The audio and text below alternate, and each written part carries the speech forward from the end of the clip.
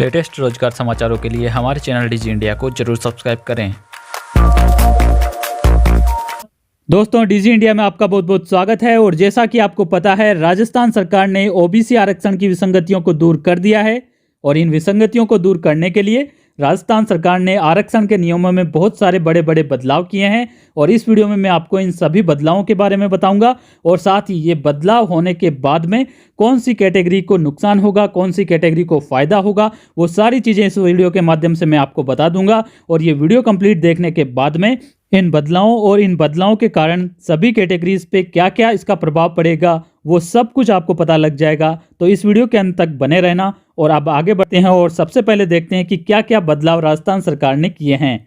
तो यहाँ पे आप देख सकते हो, राजस्थान सिविल सेवा भूतपूर्व सैनिकों का आमेलन नियम में संशोधन यहाँ पे किया गया है। और ये क्या संशोधन किया है यहाँ पे आप देख सकते हो, मंत्रिमंडल ने राजस्थान सिविल सेवा नियम 1988 जो कि भूतपूर्व सैनिकों का आमेलन के संबंध में है, इसमें बदलाव किया है, संशोधन किया है और बड़े फैसले यहाँ पे लिए गए हैं। इससे राज्य की भर्तियों में भूतपूर्व सैनिकों को 37 आरक्षण, श्रेणीवार आरक्षण प्राप्त होगा। तो ये यहाँ पे सबसे बड़ा चेंज है जो कि आपको समझना बेहद जरूरी है। बहुत सारे लोग ये भी बोल रहे हैं कि एक्स सर्विसमैन को इससे घाटा होगा और बहुत सारी कैटेगरीज को फायदा होगा, लेकिन ऐसा कुछ नहीं है। एक्स सर्विसमैन के लिए मैं आपको सबसे पहले क्लियर कर दूं, एक्स सर्विसमैन के लिए इस बदलाव से कोई भी प्रभाव नहीं पड़ेगा। जो भी प्रभाव पड़ेगा वो बहुत ही माइनर होगा, 19-20 का फर्क पड़ सकता है, लेकिन एक्स सर्विसमैन के कोटे पे इससे कोई भी प्रभाव नहीं पड़ेगा, क्योंकि एक्स सर्विसमैन को जो 12.5% आरक्षण मिलता है वो लगातार मिलता रहेगा। इसमें यहाँ पे कोई भी कटौती नहीं की गई है, क्योंकि यहाँ पे मैं आपको बता दूं, जो यहाँ पे बदलाव किया गया है वो क्या किया गया है। जो 12.5% एक्स सर्विसमैन को आरक्षण मिलता है वैकेंसीज में, वो जो आरक्षण पहले कैसे मिलता था, जैसे टोटल वैकेंसीज 100 वैकेंसीज है, इन 100 वैकेंसीज में से ओबीसी कैटेगरी की वैकेंसीज होती है 21, एससी की होती है 16 और एसटी की होती है 12। अब यहाँ पे एक्स सर्विसमैन की बात करें तो एक्स सर्विसमैन की होती है 12। तो इस प्रकार से ये रिजर्वेशन मिलता है सभी कैटेगरीज को। अब यहाँ पे क्या चेंजेज हुआ है इस नियम में और उसके बाद में क्या प्रभाव पड़ने वाला है, उसके लिए मैं अभी पहले का सिनेरियो आपको बता देता हूँ। पहले क्या होता था, ये जो 12 एक्स सर्विसमैन की पोस्ट होती थी रिजर्वेशन में, यहाँ पे टोटल जितने भी एक्स सर्विसमैन होते थे उसमें से 12 ex serviceman as per merit पास होते थे, उनका सिलेक्शन होता था। उनमें कोई भी कैटेगरी नहीं देखी जाती थी, ठीक है। एससी, एसटी, ओबीसी कोई भी कैटेगरी यहाँ पे नहीं देखी जाती थी एक्स सर्विसमैन के लिए। उनमें से टोटल 12 जो टॉप एक्स सर्विसमैन होते थे वो सिलेक्शन होते थे, रिजल्ट में उनका नाम आता था। और उसके बाद में ये जो 12 एक्स सर्विसमैन का सिलेक्शन हुआ है, इनकी कैटेगरी देखी जाती थी कि इनमें से कितने ओबीसी के हैं, कितने एससी के हैं और कितने एसटी के हैं। मान लीजिए इन एक्स सर्विसमैन में से 10 ओबीसी के हैं तो यहाँ पे 10 ओबीसी की पोस्ट कम हो जाती थी।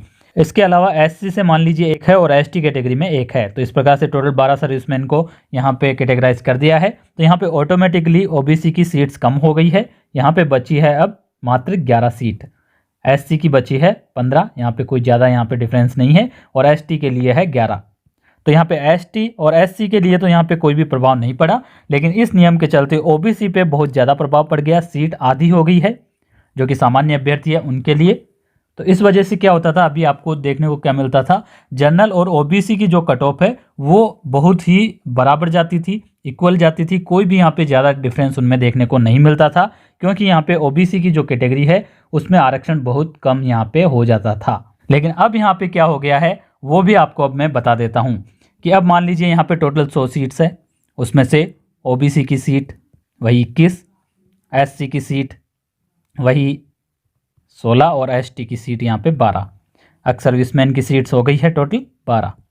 तो अब यहाँ पे क्या होगा, ये जो एक्स सर्विसमैन है 12, ये जो पास होंगे वो होंगे कैटेगरी वाइज। यहाँ पे ओबीसी में जो एक्स सर्विसमैन होंगे वहाँ पे कोटा फिक्स कर दिया गया है, ओबीसी 21 में से 12.5%, यानी 21 का 12.5%, यहाँ पे मान लीजिए लगभग 3 एक्स सर्विसमैन पास हो जाएंगे, 2 या 3 इतना ही होगा, 2 ही होगा।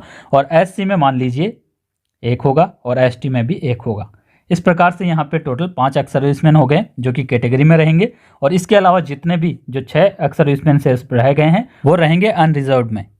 यानी कि जनरल कैटेगरी में रहेंगे, बाकी के एक्स सर्विसमैन जो 6 बचे हैं वो। तो यहाँ पे एक्स सर्विसमैन को यहाँ पे इसका कोई भी घाटा नहीं होगा, क्योंकि जो कट ऑफ रहती है ओबीसी और जनरल की वो लगभग बराबर रहती है, तो यहाँ पे कोई खास यहाँ पे नुकसान नहीं है। लेकिन जो जनरल कैटेगरी की जो कट ऑफ ओबीसी के बराबर जाने लग गई थी, वो अब कट ऑफ बढ़ जाएगी और ओबीसी और जनरल में फिर से एक डिफरेंस हो जाएगा, फिर से एक गैप बन जाएगा, जो कि लगातार कम हो रहा था और लगभग नेग्लिजिबल हो गया था, बराबर सा ही हो गया था, जो कि आपने बहुत सारी भर्तियों की कट ऑफ में देखा होगा हाल ही में जिनके रिजल्ट आए हैं। ये जो रीज़न था उसका वो यही था, यही जो विसंगति थी ओबीसी के साथ में वो यहाँ पे दूर की गई है। और अब इसका जो सबसे बड़ा प्रभाव पड़ेगा वो इसी चीज़ पे पड़ेगा कि जनरल और ओबीसी की जो अब कट ऑफ जाएगी वो उसमें बहुत सारा डिफरेंस रहेगा, जो पहले नहीं था, इतना नहीं था, वो गैप कम होता जा रहा था लगातार और बराबर हो गया था, लेकिन अब वो जो गैप है वो फिर से बढ़ जाएगा।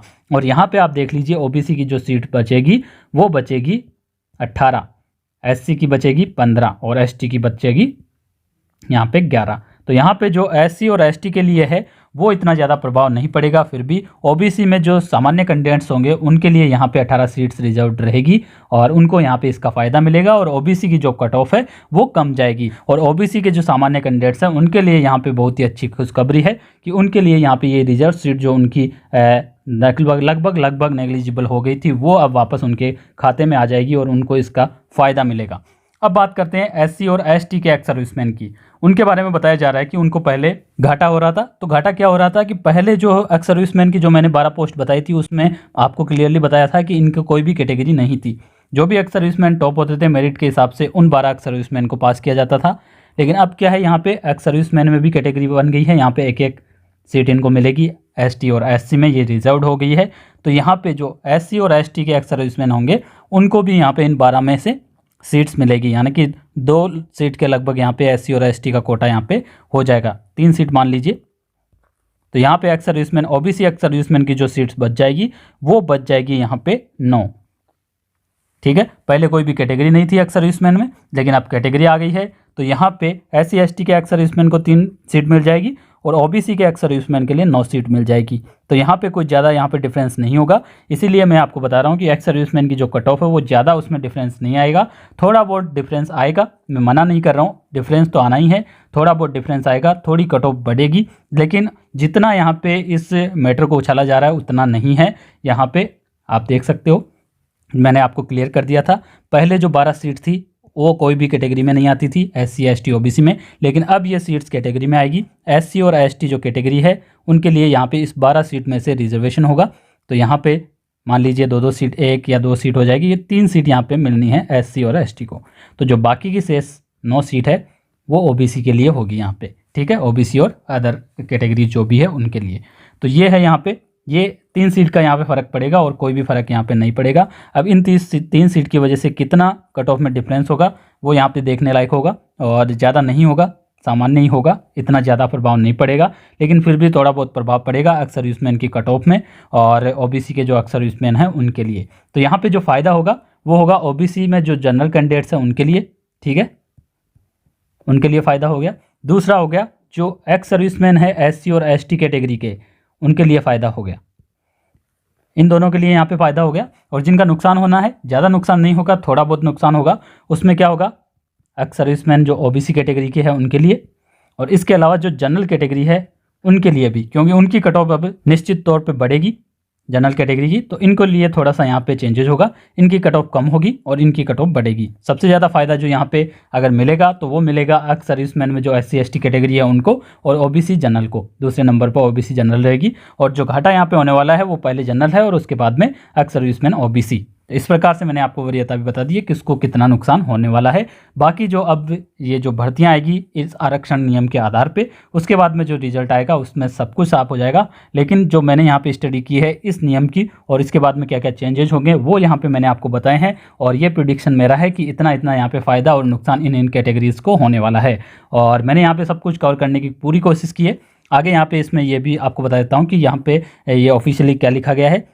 तो इसमें लिखा गया है, इससे राज्य की भर्तियों में भूतपूर्व सैनिकों को हॉरिजॉन्टल श्रेणीवार आरक्षण प्राप्त होगा। हॉरिजॉन्टल आरक्षण प्राप्त होगा। अब हॉरिजॉन्टल आरक्षण के बारे में मैं आपको बता देता हूँ। जो ओबीसी, एससी और एसटी कैटेगरीज होती है उनको मिलता है वर्टिकल आरक्षण। ठीक है, एससी और एसटी, इनको वर्टिकल आरक्षण मिलता है। मान लीजिए कि ओबीसी की इतनी सीट्स रिजर्व है, एससी की इतनी है और एसटी की इतनी है। तो अब यहाँ पे जो एक्स सर्विसमैन को आरक्षण मिलेगा वो इनमें से मिलेगा, इन सब में से, ठीक है। और ओबीसी को जो आरक्षण मिलेगा वो टोटल जितनी भी सीट्स होगी उनमें से मिलेगा, इतना मान लीजिए, इतना जो कि मैंने आपको बता दिया है। तो एक्स सर्विसमैन की मान लीजिए 12 सीट्स है रिजर्व, तो यहाँ पे ओबीसी में भी उसका कोटा मिलेगा, यानी कि ओबीसी को 21% मिलता है, तो इस 21 का 12% यहाँ पे एक्स सर्विसमैन को मिलेगा इतना।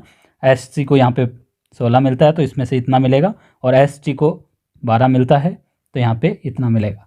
तो इस प्रकार से सब में से उतना उतना कोटा मिल जाता है। ये होता है हॉरिजॉन्टल रिजर्वेशन और ये होता है वर्टिकल रिजर्वेशन, जो कि यहाँ पे फिक्स है, ये देख लीजिए। तो ये यहाँ पे वर्टिकल और हॉरिजॉन्टल आरक्षण होता है। अब आगे बढ़ते हैं। इस संशोधन से अनुसूचित जाति जनजाति के भूतपूर्व सैनिकों को भी समग्र रूप से सीधी भर्तियों में आनुपातिक प्रतिनिधित्व मिलेगा। पहले जो कि नहीं मिलता था एससी एसटी को, एक्स सर्विसमैन में कोटा नहीं था, ठीक है, जो कि मैंने आपको इतनी देर से बता दिया था कि 12 जो सीट्स होती थी उसमें कोटा नहीं होता था अलग से ओबीसी एससी एसटी का, वो अब होगा। इससे एससी और एसटी के जो कैंडिडेट होंगे उनकी फिक्स सीट रहेगी, उतने एससी और एसटी कैंडिडेट पास होंगे ही होंगे, तो उनको वो प्रतिनिधित्व मिल जाएगा। साथ ही पिछड़ा वर्ग के लिए आरक्षित पदों में से पिछड़ा वर्ग के सामान्य अभ्यर्थी का भी सम्यक प्रतिनिधित्व सुनिश्चित होगा, यानी कि जो ओबीसी के सामान्य अभ्यर्थी है उनको भी यहाँ पे फायदा मिलेगा, ठीक है। और उल्लेखनीय है कि भूतपूर्व सैनिकों के वर्तमान भर्ती नियमों में भर्ती उपरांत उनका समायोजन उनसे संबंधित श्रेणी में किया जाता है। इस व्यवस्था से भूतपूर्व सैनिकों के अपनी श्रेणी में समायोजित होने के कारण एससी एसटी के भूतपूर्व सैनिकों का चयन कम हो पा रहा है, ठीक है। अभी क्या है कि सिलेक्शन होने के बाद में उनको समायोजित किया जाता है अपनी अपनी कैटेगरी में, और उस कैटेगरी में अगर रिजल्ट आने के बाद में उस कैटेगरी के अगर पास नहीं हुए हैं एक्स सर्विसमैन, तो यहाँ पे उनको उस कैटेगरी का लाभ नहीं मिल पाता है, ठीक है। निश्चित तौर पे ऐसा ही होता है। तो यहाँ पे एससी और एसटी को अभी इसका फायदा मिलेगा जो कि एक्स सर्विसमैन है। साथ ही भूतपूर्व सैनिकों के लिए निर्धारित आरक्षण उपरांत चयनित अभ्यर्थियों के अपने वर्ग में समायोजित हो जाने के कारण कुछ भर्तियों में पिछड़ा वर्ग के ऐसे अभ्यर्थी जो भूतपूर्व सैनिक नहीं है का भी समुचित प्रतिनिधित्व नहीं हो रहा है। अभी क्या हो रहा है, जो ओबीसी के जनरल के कैंडिडेट है, ओबीसी सामान्य कैंडिडेट, उनको यहाँ पे लाभ नहीं मिल पा रहा है ओबीसी कैटेगरी का, वो अब मिलेगा, जिसके कारण जनरल और ओबीसी की जो कट ऑफ है वो लगभग सेम जा रही है, जो कि आप देख ही रहे हो। भूतपूर्व सैनिकों को वर्तमान में मिल रही आयु में छूट व न्यूनतम अंकों में छूट का लाभ भी मिलता रहेगा। बाकी जो एक्स सर्विसमैन को जो एज रिलैक्सेशन मिलता है, क्वालिफिकेशन के लिए जो न्यूनतम अंकों में जो छूट मिलती है वो लगातार मिलती रहेगी। साथ ही भूतपूर्व सैनिकों के किसी भी भर्ती के रिक्त पद के विरुद्ध रिक्तियां एक भर्ती वर्ष तक अग्रेसित की जाएगी, ठीक है, कैरी फॉरवर्ड की जाएगी एक्स सर्विसमैन की जो रिक्त रह जाएगी सीटें उसके लिए। तो ये है यहाँ पे पूरा चेंज जो कि मैंने आपको बता दिया है कि क्या चेंज हुआ है, क्या उसका प्रभाव पड़ेगा, कौन कौन सी कैटेगरी पे प्रभाव पड़ेगा, किस कैटेगरी पे कितना प्रभाव पड़ेगा, उनको फ़ायदा मिलेगा, नुकसान होगा तो कितना होगा, वो सारी चीज़ें इस वीडियो में मैंने कवर कर दी है। और फिर भी अगर आपका कोई भी डाउट है तो इस वीडियो के कमेंट बॉक्स में कमेंट जरूर करना। और साथ ही फ्रेंड्स, इसी प्रकार की जानकारी के लिए हमारे चैनल डीजी इंडिया को जरूर सब्सक्राइब करना और लेटेस्ट रोजगार समाचारों के लिए हमारे चैनल डीजी इंडिया पे बने रहना। Thank you friends, thanks for watching this video.